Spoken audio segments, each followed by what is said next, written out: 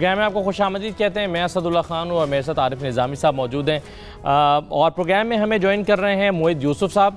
आप सीनियर तज्ज़ियाकार हैं और एसोसिएट वाइस प्रेसिडेंट हैं यूएस इंस्टीट्यूट ऑफ पीस के, और एक किताब के मुसन्निफ़ भी हैं जिसका टाइटल है brokering peace US crisis management in South Asia. Mohit Yusuf साहब, आपको प्रोग्राम में खुशामदीद कहते हैं। जी यूसुफ साहब, वेलकम।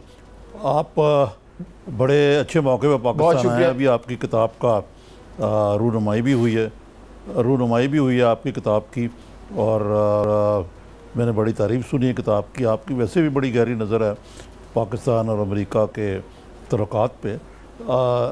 आपके नज़दीक आज वाली जो मीटिंग है माइक पॉम्पेयो और डनफोर्ड के साथ, जो हमारी पूरी जो समझ लें कि मिलिट्री चीफ व प्राइम मिनिस्टर सबकी मुलाकात हुई है उनसे, वज़ीर ख़ारजा, इससे कोई बर्फ़ पकड़ने का वाला मामला तो इतनी जल्दी शायद मुश्किल लगता है, लेकिन कोई पेशरफ्त आपके नज़दीक हुई है इस मामले में? देखिए निज़ाम साहब, बहुत शुक्रिया। पहले तो आपने ज़िक्र किया किताब का।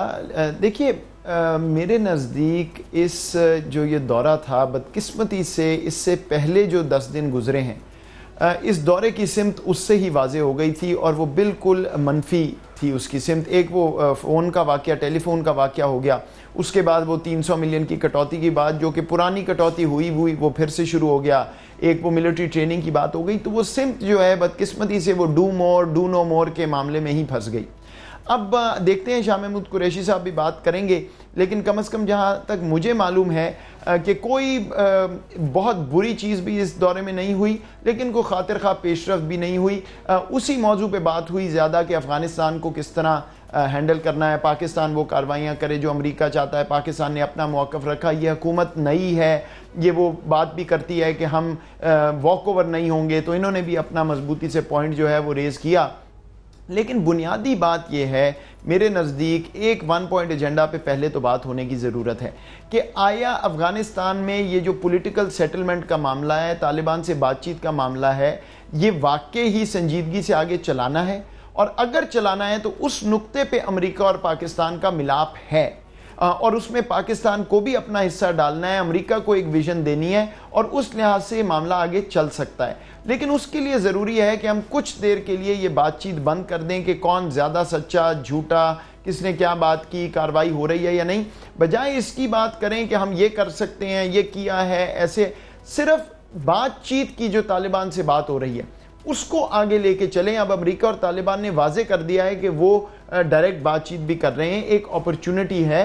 और दूसरी तरफ अफ़गानिस्तान में एक सियासी बहरान मुझे बनता नज़र आ रहा है। अभी अक्टूबर में पार्लिमानी इंतखाबात में भी हालात मुझे ठीक नहीं लग रहे, फिर शायद सदारती इंतखाबात में भी कोई क्राइसिस हो सकता है। तो अगर ये विंडो बंद हो गई तो देखें, फिर तो तालिबान जो है उनका मौक़िफ़ ये होगा कि अगर वहाँ हुकूमत ही नहीं है तो किससे बात करनी है, हम लड़ाई जारी रखेंगे। वो ना पाकिस्तान के लिए अच्छा है ना अमेरिका के लिए।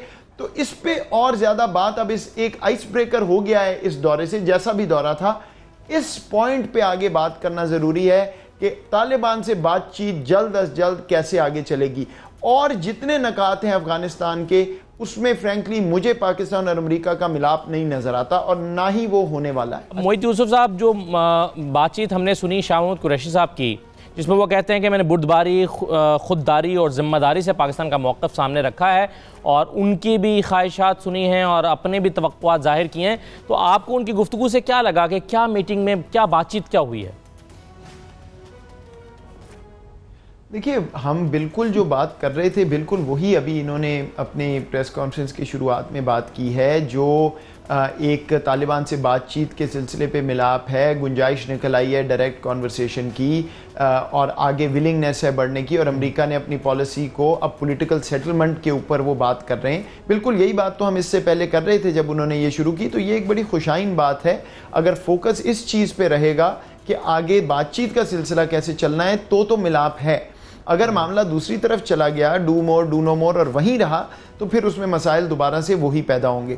आपने वो बात की थी हिंदुस्तान जाएंगे क्या करेंगे, मैं उस पर ये आपको नुक्ता बयान कर रहा था कि अगर ये विज़िट जो है ना ठीक होती, बिल्कुल जो है मामला बैठ जाता, तो फ़ायदा ना पाकिस्तान को था ना अमेरिका को, और बाकी दुनिया के मीडिया, हिंदुस्तान का मीडिया ने वावेला मचाना था कि मामला ऐसे हुआ वैसे हुआ। तो ये मेरे नज़दीक एक अच्छी बिगिनिंग है। दूसरी बात, ये जो शाह महमूद कुरैशी साहब ने कही कि मैं वाशिंगटन भी जाऊँगा, ये भी बिल्कुल दुरुस्त फैसला है मेरे नज़दीक, क्योंकि अक़वाम मुत्तहिदा का माहौल बिल्कुल फ़र्क होता है। वहाँ साइड लाइन्स पर बायलैटरल मीटिंग हो सकती है, लेकिन अब ये जाएंगे वहाँ, इसकी अगली कड़ी इस कॉन्वर्सेशन की, ये तो आधा घंटा घंटे की मीटिंग थी, वहाँ पे शुरुआत होगी। मैं तो ये भी कहूँगा कि इनको चाहिए कि वहाँ जाके को पब्लिक एड्रेस करें, किसी थिंक टैंक में जाएं, अपना मौक़िफ़ हुकूमत का कम से कम प्रोफाइल तो बने, ताकि अमेरिका की भी जो साइड है उसको समझ आए कि ये किस चीज़ पे खड़े हैं, कहाँ मिलाप है, और फिर अमेरिका और पाकिस्तान मिल के अपना बायो मीडिया निकालें कि आगे कैसे जाना है।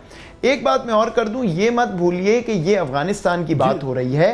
असल में दोनों ममालिक को, पाकिस्तान और अमेरिका के जो बाहमी ताल्लुक है, बायलैटरल जो इश्यूज़ हैं उन पे भी आना है, तो वो भी यहाँ बात नहीं होनी थी। जब ये वाशिंगटन जाएंगे तो आहिस्ता आहिस्ता वो स्पेस भी खुलना शुरू होगी।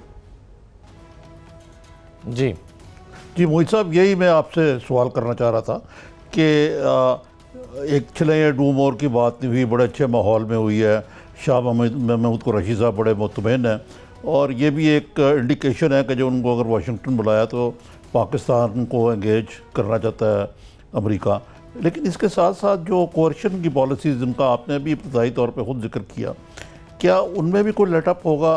पाकिस्तान की जो इस वक्त सिवियर किस्म का इकोनॉमिक क्रंच है, उसके अंदर उसको IMF के प्रोग्राम की ज़रूरत है, उस बारे में भी कोई ग्रीन लाइट देंगे? तीसरे, ये जो चीन के बारे में इन्होंने बहुत ज़्यादा बात शुरू कर दी है अमेरिका ने, ये दबाव का मौका, एक सवाल ये है। दूसरा है जो जुल्म खलीलजाद हैं, जो साथ आए हैं, ये पहले भी एम्बेसडर रहे हैं अमेरिका के अफ़गानिस्तान में, और बड़े एंटी पाकिस्तान किस्म के इनके व्यूज़ हैं, तो ये भी कोई ठंडे पड़ेंगे? निज़ामी साहब, आपके दोनों सवालों का जवाब मेरे नज़दीक मनफी में है।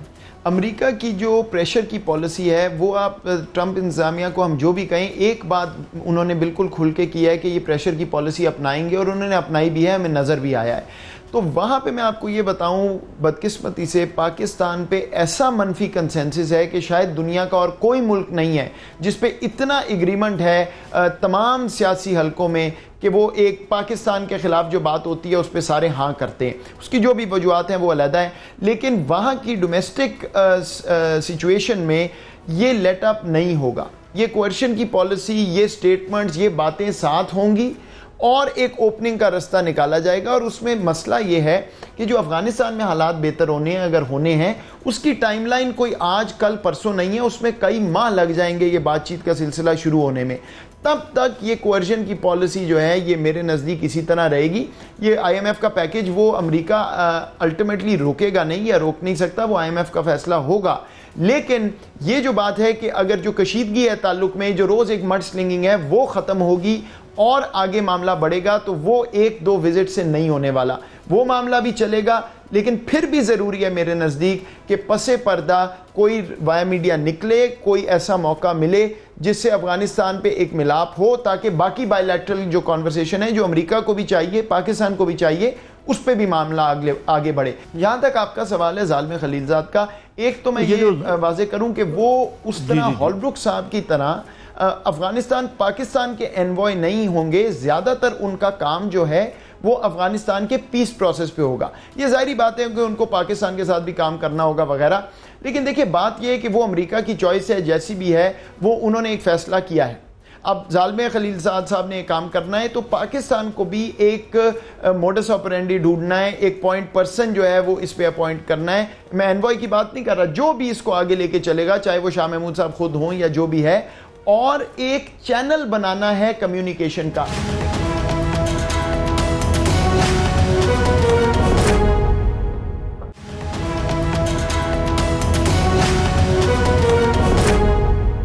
मोहित साहब, मेरा एक और सवाल है आपसे। आप तो अमेरिका में रहते हैं, ये एक बॉब वुडवर्ड की किताब आ रही है, फियर, इसके कुछ मुदरजात लीक हुए हैं जिसमें उसने उस 70 लोगों से बातचीत की है, और वो जो ट्रंप के वज़ीर दिफा भी हैं और लोगों को भी कैली को भी कोर्ट किया, बाकियों को भी कोर्ट किया, जो कहते हैं कि इंतहाई इर्रेशनल आदमी हैं और इसकी 6 साल बच्चे जितनी इसकी की तरह है ये, और तीसरे ये कि ये बड़ी जल्दी बिगड़ जाता है और इसको कंट्रोल करना बड़ा मुश्किल है। ये जो बातें हैं ये इसका भी तो बैनुल अक़वामी सियासत पे, ख़ास तौर पे पाकिस्तान जैसे मुल्क पे एक असर होता है कि हम एक ऐसे अमरीकी प्रेसिडेंट से डील कर रहे हैं जो बड़ा ही क्या कहना चाहिए अनप्रेडिक्टेबल है, यानी कम से कम लफ्ज़ में ये कहूँगा मैं, नरम से नरम लफ्ज़, क्योंकि ये भी धमकी साथ दी जा रही है कि हम पाकिस्तान पे सैंक्शन लगा देंगे ये वो। तो ये भी एक जो अनसर्टेनिटी का फैक्टर है, इससे हम किस तरह डील कर सकते हैं? हमें बड़ी एहतियात की ज़रूरत नहीं है। निज़ामी साहब, ये बात आपकी दुरुस्त है, लेकिन ये तो अब सारी दुनिया के साथ अगर एक अमरीकी सदर हैं तो वो डील कर रहे हैं, सिर्फ पाकिस्तान के साथ नहीं कर रहे। वो वुडवर्ड साहब की किताब जो भी हो, एक नुकता पाकिस्तान, ये पोम्पियो साहब की जो विजिट है, नहीं मैं ये कह रहा हूँ पोम्पियो साहब की जो विजिट हुई और ज़ालिम खलील साहब को जो अपॉइंट किया गया, और शाह महमूद कुरैशी साहब ने अपनी प्रेस कॉन्फ्रेंस में भी कहा, एक अहम नुकता है कि ये स्टेट डिपार्टमेंट लेड पॉलिसी है। अभी तक इस पे बहुत बहस थी पाकिस्तान में कि पेंटागन चला रहा है, CIA चला रहा है वगैरह। अब जो अमेरिका अगर फैसला कर बैठा है कि पॉलिटिकल सेटलमेंट की तरफ जाना है, तो स्टेट डिपार्टमेंट का जो एस्पेक्ट है वो और मजबूत हुआ है। तो आपका जो चैनल रहेगा वो ज़्यादातर पोम्पियो साहब के साथ रहेगा और उनके स्टाफ के साथ, और वो जो है एक सर्टेनिटी लाएंगे इस ताल्लुक में अगर ये प्रोसेस आगे चलना है। ये एक अहम बात है। दूसरी, जहां तक ये बात है कि सैंक्शंस वगैरह, वो मैंने आपको पहले कहा, वो गुफ्तगू भी साथ ही चलती रहेगी।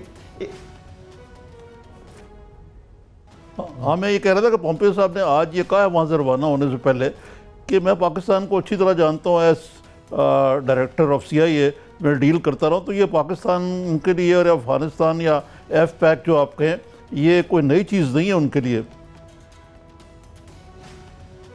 हाँ, नई चीज़ तो नहीं है, लेकिन नई पोजीशन ज़रूर है। देखिए, जो इंटेलिजेंस की खबर आती है या वो इंफॉर्मेशन, वो एक बड़ी फ़र्क होता है। यहाँ पे आपको ग्रे एरिया में रहना है। इंटेलिजेंस हमेशा ब्लैक एंड वाइट में रहने की कोशिश करती है। तो अब ये ग्रे की पहली कड़ी है, वो आए हैं, वो ये फैसला भी कर सकते थे नहीं आना। पाकिस्तान ये फैसला कर सकता था कि हम तो आपको रिसीव नहीं करेंगे। ये एक अच्छी बात है कि दोनों ने ताल्लुक शुरू किया है। बदकिस्मती से ये जो एक नुक्ताचीनी है, एक जो कशीदगी है, पब्लिक मड स्लिंगिंग है, वो चलती रहेगी।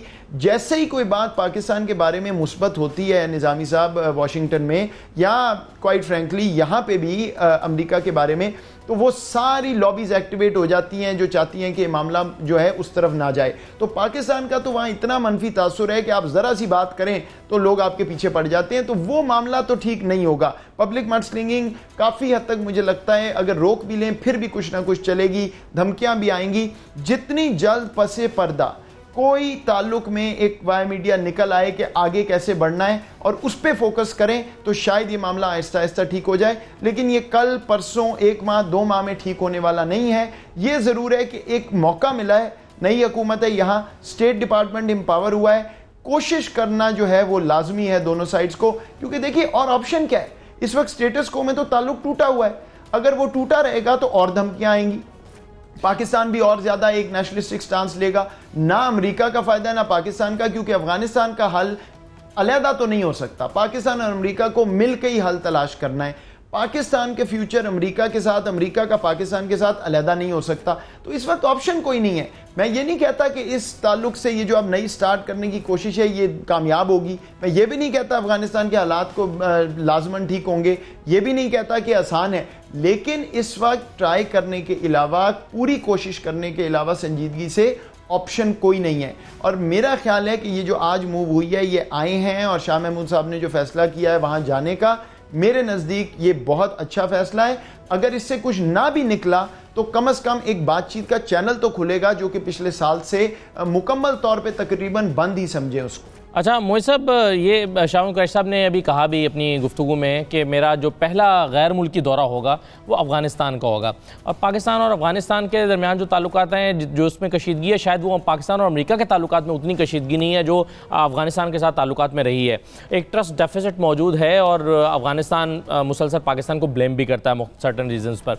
आपके ख्याल में ये अमेरिका के साथ बेहतर ताल्लुकात का रास्ता क्या अफ़गानिस्तान ही से होकर गुजरता है, और इसकी रियलाइजेशन क्या शाह महमूद कुरैशी साहब को पाकिस्तानी गवर्नमेंट को है, इसीलिए उन्होंने कहा कि जी मैं अफगानिस्तान पहले जाऊँगा?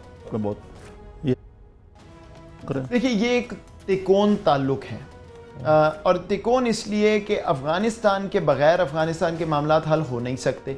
आखिरकार फैसला जो है वो अफगान हुकूमत ने ही तालिबान से मिलकर करना है कि अफगानिस्तान को आगे कहाँ चलाना है। अगर अफगानिस्तान और पाकिस्तान की कशीदगी बढ़ती है तो अमेरिका और पाकिस्तान के ताल्लुक पे भी असर होता है, क्योंकि अमेरिका का जो व्यू है पाकिस्तान पे वो अफगानिस्तान की नज़र से बनता है। अमेरिका की वहाँ अफवाज हैं, अमेरिका का वहाँ 17 साल का जो है एक इन्वेस्टमेंट है, तो वो अफगानिस्तान की नज़र से पाकिस्तान को देखते हैं। तो अगर अफगानिस्तान और पाकिस्तान का ताल्लुक बेहतर होता है तो अफगानिस्तान का जो नैरेटिव है वो उतना ज़्यादा नेगेटिव नहीं रहेगा और उसका असर जो है अमेरिका और पाकिस्तान के ताल्लुक पे मुस्बत होगा। तो ये भी फैसला दुरुस्त है, अफगानिस्तान से भी ताल्लुक बेहतर करना है, चाहे अमेरिका से ठीक हो या ना हो, और अमेरिका से भी बेहतर करना है। तो ये एक तिकोन ताल्लुक है, इसको आप इस तरह अलहदा नहीं कर सकते। मेरे नज़दीक इसमें चीन को भी आना चाहिए। चीन और अमेरिका का अफगानिस्तान में काफ़ी हद तक मफादात का ओवरलैप है। तो ये एक रीजनल पॉलिसी अल्टीमेटली बनेगी, लेकिन कम अज़ कम चैनल ऑफ कम्युनिकेशन तो ऐसा हो जिसमें सवाए लड़ाई झगड़े के कोई और बात हो। तो अगर शाह महमूद साहब जो हैं वो लीड ले रहे हैं, वो अब इस प्रोसेस को खुद चलाना चाह रहे हैं और फौज भी उनके साथ खड़ी हुई है, जो कि नज़र आ रहा है। जो नवाज शरीफ हुकूमत में बिल्कुल वाज़ेह बात है, ऐसा नहीं था, 2 पिलर्स थे और वो टूटे हुए थे। अब अगर वो इकट्ठे हो रहे हैं तो ये दुनिया के लिए भी बात मुफीद है कि एक वन विंडो ऑपरेशन है, इकट्ठे होकर बात कर रहे हैं एक रियासत के तौर पे। अफगानिस्तान से भी होनी है, अमेरिका से भी होनी है। ये तिकोन जो है ये टूट नहीं सकता। अगर इसका एक जो एलिमेंट है, एक हिस्सा, एक साइड जो है वो बिल्कुल टूट जाए तो फिर ये तिकोन इकट्ठा नहीं रहेगा। इसलिए मेरे नज़दीक ये ठीक है, अफगानिस्तान से भी ताल्लुक बेहतर करना है, अमेरिका से भी करना है। और मैं तो आपके तवस्सुस से, आपके प्रोग्राम के ये बात भी करूँगा कि जो मीडिया के हमारे दोस्त हैं, थोड़ा सा अगर वो भी तहम्मुल से काम लें। आज इस विजिट से पहले बिल्कुल ऐसे लग रहा था कि कुछ एंकर जो हैं वो इसके बाद टैंक पे बैठ के तो जंग लड़ने जा रहे हैं, वो भी थोड़ा सा तहम्मुल दिखाएं, क्योंकि अगर वो ये बात करते रहेंगे तो मीडिया स्पेस, आप कह रहे हैं हाथ हौला रखें, वो थोड़ा सा हाथ हौला रख लें। तो इसमें कह रहा हूं कि हाथ हौला रखें, आपको पे आग लगा लें, बहुत चीजें हैं। सही है, चलें बहुत। लेकिन आप ये बात है जरा थोड़ी सी, वैसे भी हमारे यहाँ लैटेंट क्रिटिसिज्म जरा कम ही होता है। सही है, चलें बहुत शुक्रिया मोहित यूसुफ साहब। कह रहे हैं तो थोड़ा ज्यादा कर लें इस वक्त, तो हुकूमत का ही फायदा। चलें बहुत शुक्रिया मोहित यूसुफ साहब, बहुत शुक्रिया प्रोग्राम में शिरकत करने के लिए। एक मुख्तलिफ ले लेते हैं, ब्रेक के बाद वापस आते हैं। कुछ पाकिस्तान में भी जो चीज़ें हो रही हैं, आज JIT फॉर्म हो गई है सुप्रीम कोर्ट में, वो जो मनी लॉन्ड्रिंग के हवाले से और वो जो गैर कानूनी खुफिया अकाउंट्स थे उन पर इन्वेस्टिगेट करने के लिए, वो जो 35 बिलियन रुपीस का मामला है उसको इन्वेस्टिगेट करने के लिए, तो ये मामला कहाँ जाएगा, इस पर भी बात करते हैं। एक मुख्तसर ब्रेक के बाद वापस आते हैं।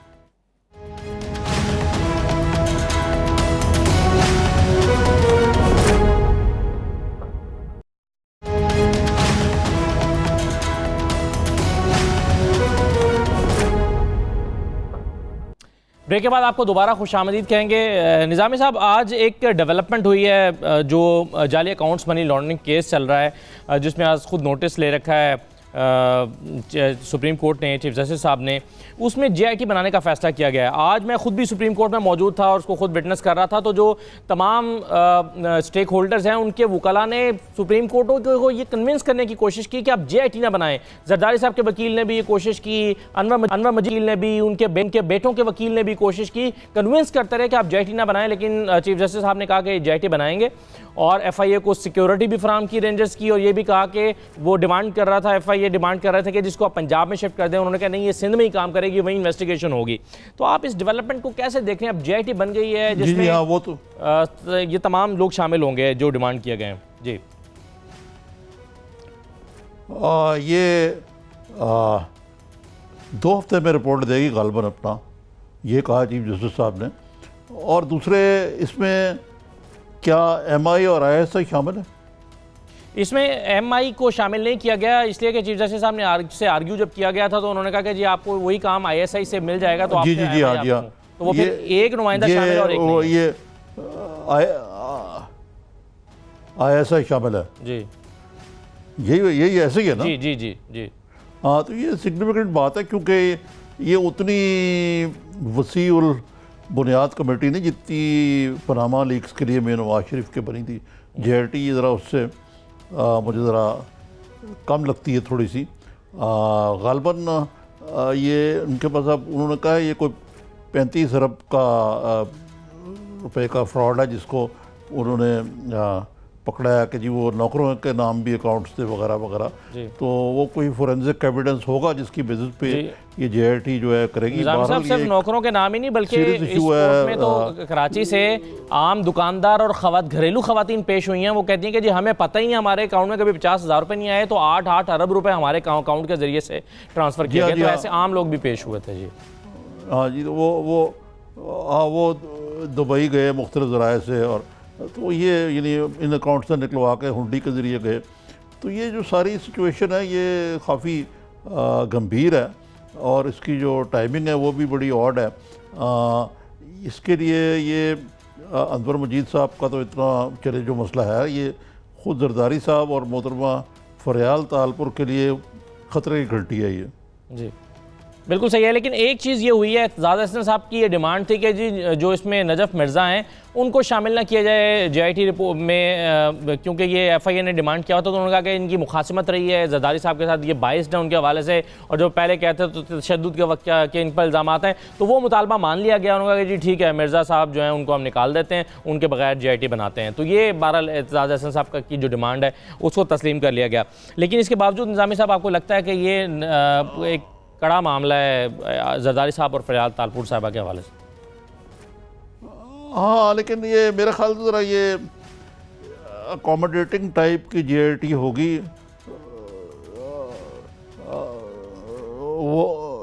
वो अकोमोडेटिंग टाइप का मामला होगा। वो मैं इसलिए कंपेयर कर रहा हूँ कि ये पहले जो मियाँ नवाज शरीफ की पनामा लीक्स वाली JIT वो तो काफ़ी एक किस्म की बेलिजरेंट थी, उसमें कई वाक़यात हुए, आपको पता है। कुछ तस्वीरें भी लीक हुई, कुछ तलखियाँ भी हुई, कुछ अदम एतमाद का भी इज़हार हुआ। यहाँ शायद ऐसा ना हो। मेरे ख्याल से चीफ जस्टिस साहब चाहते हैं कि इंसाफ हो भी और होता हुआ भी नज़र आए। बिल्कुल ठीक है। अच्छा, दूसरा जो मामला है निज़ामी साहब, वो ये है कि पाकिस्तानियों को ऑफ़र की गई है कि जो गैर कानूनी जायदाद की निशानदही करेगा उसका 20% उसको इनाम के तौर पे मिलेगा। मेरा ख़्याल है वो ये कहना चाह रहे हैं कि जो रिकवरी के बाद वो 20% मिलेगा। तो अब ये आपको ये स्कीम कैसी लग रही है? गैर मुल्की जो गैर कानूनी जायदादें बैरून मुल्क रखी गई हैं छुपा के, उनको वापस लाने का, रिकवर करके, और ये एक इंसेंटिव दे रहे हैं आवाम को, तो आपके ख्याल में कैसी ऑफ़र है? देखिए ना, ये विसल ब्लोअर स्कीम है। असल में जो लोग पैसे बाहर ले गए हुए हैं या जायदादें बाहर हैं, ये भी बड़े सख्त जान है। अभी आपको पता है कि जो साबका हुकूमत की जो एमनेस्टी स्कीम थी वो बड़ी ही रीज़नेबल थी, और कि आप पैसे ले आए, नो क्वेश्चन आस्क, 2% पे दे के, और बाहर भी रखने तो आप डिक्लेयर कर दें उनको। लेकिन उसके बावजूद पैसे तो आए उससे, लेकिन उतने नहीं आया जितनी उम्मीद थी। इसका मतलब है कि एमनेस्टी स्कीम के बाद भी अगर लोग पैसे नहीं लाए तो फिर ये विसल ब्लोअर वाली स्कीम भी आजमा कर देख लेते हैं। बड़ा ये गुंजलक, मुश्किल और तवील मुद्दत काम है। बहरहाल हुकूमत ने इसका बेड़ा उठाया है। ये अच्छी बात है कि लूटी हुई दौलत जितनी पाकिस्तान वापस आ सके उतना ही जो है बड़ा वो एक मुबारक बात होगी पाकिस्तान के लिए कि ऐसा किया जाए। और ये इसमें लेकिन जो असल में जो दूसरा पहलू है कि ये सोचने की बात है कि पाकिस्तान से कमा के ये लोग बाहर क्यों ले जाते हैं पैसे। क्या उनको पाकिस्तान से कमाने के लिए में कोई आँख नहीं है, या ये कोई इल गॉटन वेल्थ है जिसको बाहर ले लिया जाता है, या पाकिस्तान में इन्वेस्टमेंट का माहौल ठीक नहीं है, पाकिस्तान में सरमायाकार सिक्योर नहीं फील करते, या ये वो पैसा जो प्रॉपर्टीज़ का है, या सारा जो अंडर द टेबल। क्योंकि ये आप अंदाज़ा करें कि बाज़ लोग ये कहते हैं कि पाकिस्तान में जो ब्लैक इकॉनमी है वो जो है ना, हमारी डिक्लेयर्ड इकॉनमी जिसको कहते हैं कि रेगुलेटेड इकॉनमी, वो उससे भी बड़ी है। और इसीलिए जो पैसे बाहर गए हैं ये वही पैसे हैं जो ब्लैक इकॉनमी के ज़रिए कमाए गए ज़्यादातर।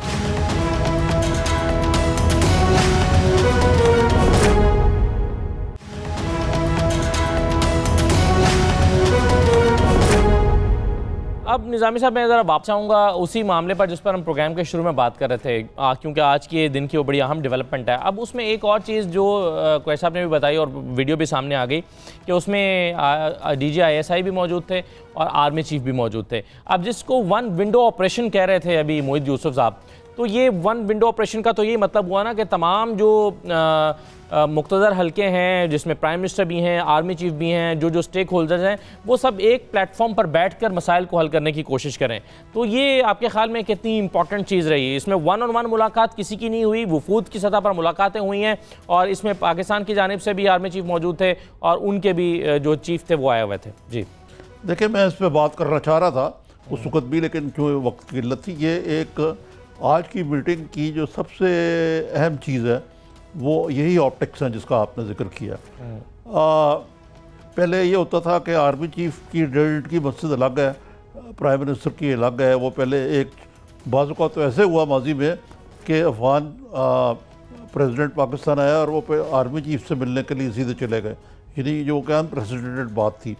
अब क्योंकि फ़ौजी और सियासी क़यादत जो है एक पेज पे है, नंबर वन, ये एक पेज का भी ज़रा मैं वजाहत कर दूँ, यानी कोई मुकाबला और मुसाबकत नहीं है, एक ट्रस्ट डेफिसिट नहीं है, यानी एतमाद का फुकदान नहीं है। वज़ीर आज़म इमरान खान साहब किसी अदब तहफ़्फ़ुज़ का शिकार नहीं है। वो मियां नवाज की तरह ये नहीं तासर देना चाहते कौम को कि मैं तो बुकरा तो बहुत बड़ा, मुझे खारजा पॉलिसी की पता है, सिक्योरिटी पॉलिसी की पता है, मैं क्यों जाऊँ GHQ चल के।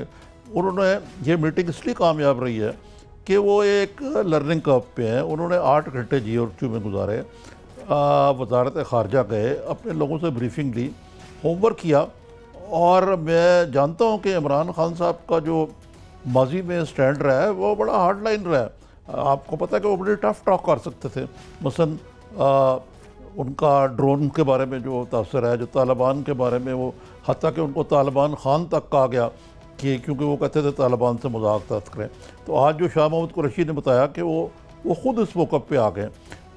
जहाँ तक फ़ौज का तल्लक है, फ़ौजी क़यादत का तल्लक है, उनके दरमियान और सियासी क़यादत के दरमियान ये इस बात का अदराक है कि पाकिस्तान एक इस वक्त बड़े मुश्किल गर्दाब में फंसा हुआ है। ये मौका जोश की बजाय होश का है। और आज मेरा ख़्याल है कि पाकिस्तानी हुकूमत जो है या पाकिस्तानी स्टेट जो है वो कामयाब रही है। इसका क्रेडिट आप फ़ौजी क़यादत को भी दें, सियासी क़यादत को भी दें। और मेरा ख़्याल है शाह महमूद कुरैशी साहब ने भी अपने आप को बड़े अच्छे तरीके से कंडक्ट किया। सही है। अच्छा निज़ामी साहब, एक तासुर ये है कि अमेरिका पाकिस्तान से तालिबान के साथ मुज़ाकरात के हवाले से भी मदद चाहता है कि पाकिस्तान किरदार अदा करे तालिबान के साथ मुज़ाकरात की। लेकिन दूसरा तासुर ये है कि पाकिस्तान ने जब तालिबान की अफ़गान हुकूमत के साथ मुज़ाकरात की कोशिश की और चाइना को भी इसमें इन्वॉल्व किया, तो ख़ुद अमेरिका की गैर संजीदगी की वजह से या गलत पॉलिसी की वजह से या दानिस्ता तौर पर उनके होने की वजह से वो मुज़ाकरात जो हैं वो सबूताज हुए। कभी अटैक, ड्रोन अटैक हो गया, कभी अफ़गान तालिबान का कोई सरबराह है उनको अटैक निशाना बना लिया गया, तो मुज़ाकरात डीरेल हो गए। तो अमेरिका की संजीदगी को भी तो पाकिस्तान में क्वेश्चन किया गया और अमेरिका अब पाकिस्तान से ये चाहता है कि वो मुज़ाकरात करे। तो ये क्या दो रुखी नहीं है, दोहरी हिकमत अमली नहीं? ये आप दो बातों को गड़बड़ कर रहे हैं। सबसे पहले तो अमेरिका के अब वहाँ पे जो है ना फ़ौज अमेरिका की जो अफगानिस्तान में जी, वो कॉम्बैट फ़ौज नहीं है, उनका काम ट्रेनिंग है और इंटेलिजेंस गैदरिंग है। अमेरिका के वसीह तर मफादात हैं इस खत्ते में। दूसरी है कि वो अफ़गानिस्तान को एक लॉन्चिंग पैड के तौर पे देखता है और पाकिस्तान को भी ऐसे ही देखता है कि वो उनकी मदद कर रहे हैं। वो उसका ख़ात्मा चाहता है और बड़ी सीरियसली चाहता है। लेकिन दूसरी तरफ और बात है कि जो कहते हैं ना, आपने अंग्रेज़ी में सुना होगा एक मकूला कि too many cook spoil the broth, यानी कि बहुत ज़्यादा खंसा में खाना ख़राब कर देते हैं। अब इसमें जनाब रूस भी आ गया हुआ है, चीन भी है, अमेरिका भी है और भारत भी अपना आपको पता है कि बड़ा रोल अदा कर रहा है मनफी इसमें। अब इसके अंदर अमेरिका को जो बात आप कह रहे हैं ना वो यूँ है कि अमेरिका को रूस और चीन का जो है ना रोल वो ख़ास तौर पे खटकता है, क्योंकि जैसे कि आपने देखा होगा कि जो माइक पोम्पेयो ने जो पहले बयान दिया यहाँ आने से पहले, उसमें उन्होंने सी पैक का जिक्र किया। सी पैक की तस्वीर है उनको पाकिस्तान और चाइना के बढ़ते हुए स्ट्रेटेजिक तल्लुकात की है। तो ये आप अलाइनमेंट आप इस तरह देखें कि भारत और अमेरिका वर्सेस चाइना और किसी हद तक रशिया। अब रशिया में आपको मालूम है कि उन्होंने कोई मेरे ख्याल 10 या 12 स्टेक होल्डर्स को बुलाया था। ये 4 सितंबर को यानी कि यानी गुज़श्ता रोज़ वहाँ पे मुज़ाकरात होने थे अफ़गानिस्तान पे वज़ीर तर, वो सैबोटाज हो गए। और अशरफ गनी साहब ने फ़ोन खुद कर दिया जनाब रशियन वज़ीर ख़ारजा को कि हम तो तैयार नहीं हैं, अभी इसे तैयारी नहीं है। ज़ाहिर है उनको अमेरिका ने इशारा किया होगा कि मत जाओ। सही है। अच्छा, बिल्कुल ठीक है। तो निज़ामी साहब, अब आज की इस मुलाकात पर हतमी जो राय कायम हुई शाहरुख कुरैशी साहब की मुलाकात से और उनकी ट्वीट से भी, वो ये है कि पॉजिटिव मुलाकात थी, एक आइस ब्रेकिंग थी और अगली मुलाकात के लिए एक बेहतर क्या कहना चाहिए कि लॉन्चिंग पैड साबित हो सकती है। आज की मुलाकात एक बेहतर आगाज़ कहा जा सकता है इसको। इस हद तक की ये मुलाकात रही आज।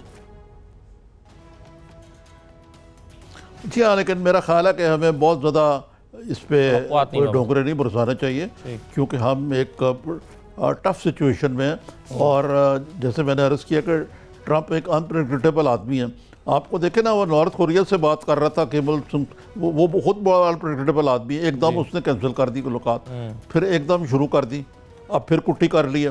तो मतलब है कि ये ठीक है, ये स्टेट डिपार्टमेंट लेड टॉक्स हैं और ऐसा ही होना चाहिए। और एक और चीज़ आप देखें इसमें, जो सबसे बड़ी बात जो मुझे अच्छी लगी इस दफ़ा, कि जो यूएन के सेशन पे हम एक बहुत बड़ा वफद लेके हर साल हमारे हुक्मरान जो हैं पहुंच जाते हैं वहाँ। माजी में यही रहा, आपको मियाँ नवाज शरीफ भी हर साल जाते रहे। एक जंकट होता है, उसमें बाज़ औक़ात तो ऐसी सूरत हाल होती है कि अमरीकी सदर तक हमें हाथ नहीं मिलाता वहाँ, लेकिन हम पहुँच जाते हैं वहाँ। इस वक्त ये एक मुझे अच्छी बात ये लगी है कि एक नया अंदाज़ हुक्मरानी है कि उन्होंने अपने वज़ीर ख़ारजा को कहा कि यार मियाँ तुम जाओ, जाके तुम बेहतर समझते हो उन बातों को, बातचीत करो, वाशिंगटन भी चले जाओ। वो मतलब है कि मैं की जो गर्दान थी वो थोड़ी सी कम हुई है, जो कि मेरा ख्याल है कि ये शुरुआत अच्छी है। ठीक है, बहुत शुक्रिया निज़ामी साहब, आरिफ निज़ामी साहब, बहुत शुक्रिया प्रोग्राम में शिरकत करने के लिए। ये नाज़रीन आज का प्रोग्राम था, मुझे इजाज़त दीजिए, अल्लाह हाफ़िज़।